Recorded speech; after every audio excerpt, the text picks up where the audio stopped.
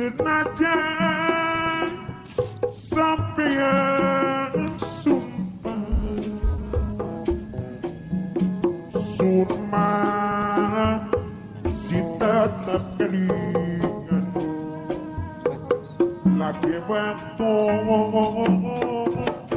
masih banyak waktu.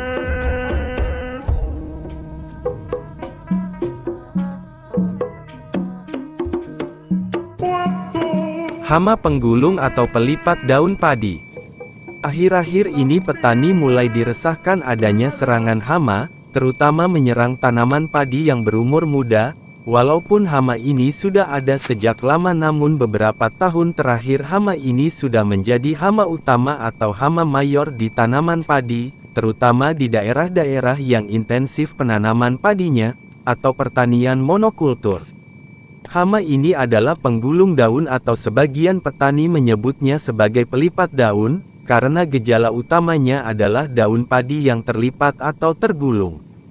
Sebagai daerah juga kadang menyebut hama ini adalah hama putih palsu, HPP.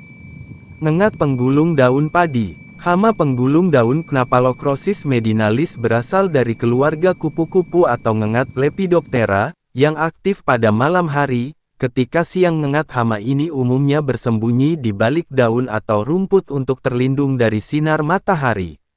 Selain pada tanaman padi, ternyata hama ini juga bisa menyerang tanaman jagung, sorghum dan tebu. Selain itu beberapa jenis rumput juga menjadi inang alternatif hama ini, diantaranya Paspalum spp, Imperata spp, Eleusins spp, Panicum spp, dan golongan rumput berdaun lebar yaitu Stylosanthus spp. Untuk tanaman padi, serangan biasanya terjadi pada saat fase vegetatif, bahkan apabila serangan parah bisa juga dijumpai di pembibitan. Siklus hidup hama penggulung daun padi. Hama ini bermetamorfosis sempurna yang dimulai dari imago, telur, larva dan pupa dengan total lama hidup sekitar 42–48 hari. Imago atau kupu-kupu hama ini sangat aktif, berwarna kuning cerah atau berwarna jerami dengan 3 garis di sayapnya, 2 garis bergelombang berbeda di sayap depan dan 1 garis bergelombang berbeda di sayap belakang. Ini memiliki rentang sayap 15 mm. Telur diletakkan sendiri-sendiri atau dalam kelompok-kelompok yang disusun dalam barisan longitudinal pada permukaan bawah daun yang berwarna putih bersisik. Fekunditas sekitar 56 telur. Masa inkubasi adalah 4–6 hari tergantung suhu lahan. Larva atau ulat yang telah menetas akan langsung menggerek daun. Pada serangan yang parah daun akan disisakan hanya membran yang berwarna putih. Selain itu hama ini mengeluarkan benang untuk merekatkan ujung daun sehingga daun tergulung atau terlipat, yang bertujuan untuk melindungi mereka dari serangan predator maupun dari sinar matahari. Umumnya larva atau ulat mengalami 5–6 instar dengan masa hidup antara 22–23 hari. Ulat yang sudah dewasa berwarna hijau dengan panjang sekitar 16–17 mm.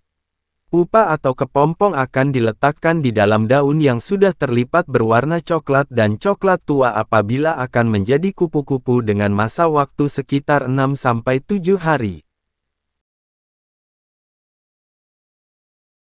Gejala serangan hama penggulung daun. Serangan utama hama ini adalah di daun yang dimulai pada saat ulat baru menetas dari telur, kemudian memotong tepi daun dan melipat daun. Ketika bibit muda terserang, ia melipat 3–4 daun tanaman yang berdekatan dan mengikis materi hijau sehingga daun yang terinfeksi tampak putih. Daun yang terserang akan tampak garis putih yang sejajar dengan tulang daun. Ulat tunggal mampu merusak beberapa daun. Tanaman yang diserang mengering dan mengurangi kekuatan tanaman.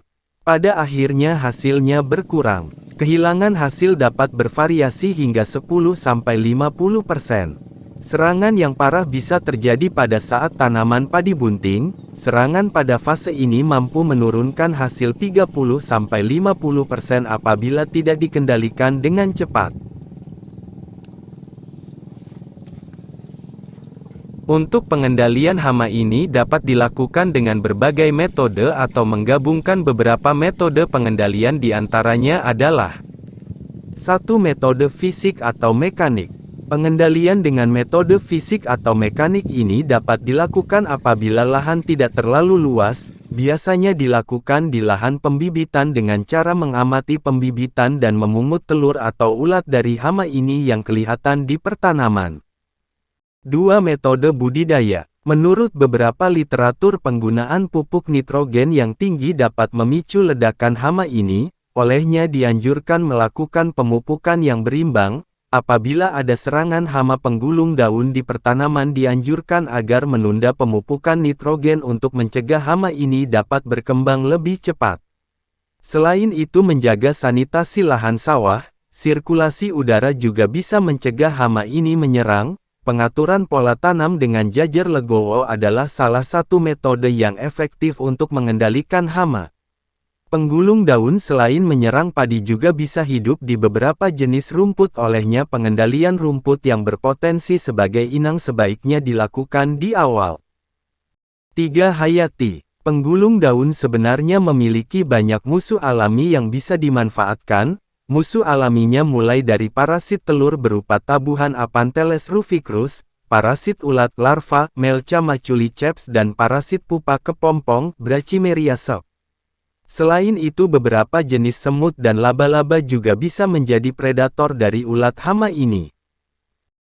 4. Metode kimia. Sebelum melakukan pengendalian secara kimia, perlu diketahui dulu ambang ekonomi dari hama ini. Ambang ekonomi adalah batas hama ini bisa merusak, yaitu apabila ditemukan lebih dari 5 ulat dalam satu rumpun tanaman, sehingga apabila tidak dikendalikan secara cepat dapat menurunkan hasil. Dalam melakukan pengendalian kimia harap diperhatikan penggunaan pestisida yang tepat. Penggunaan pestisida dengan metode kontak kurang efektif karena ulat hama ini terlindung dari daun yang sudah terlipat, sehingga diperlukan insektisida yang bersifat racun lambung dan translaminar ataupun sistemik. Penggunaan insektisida kontak yang berlebih juga mampu membunuh musuh alami hama ini. Hindari penggunaan insektisida berbahan aktif piretroid di tanaman padi, karena selain tidak direkomendasikan, penggunaan insektisida ini mampu membunuh organisme bukan sasaran sehingga malah memicu terjadi ledakan hama. Pestisida yang dapat digunakan dalam mengendalikan hama ini adalah yang berbahan aktif lufenuron, abamectin, dan klorontanilifrol.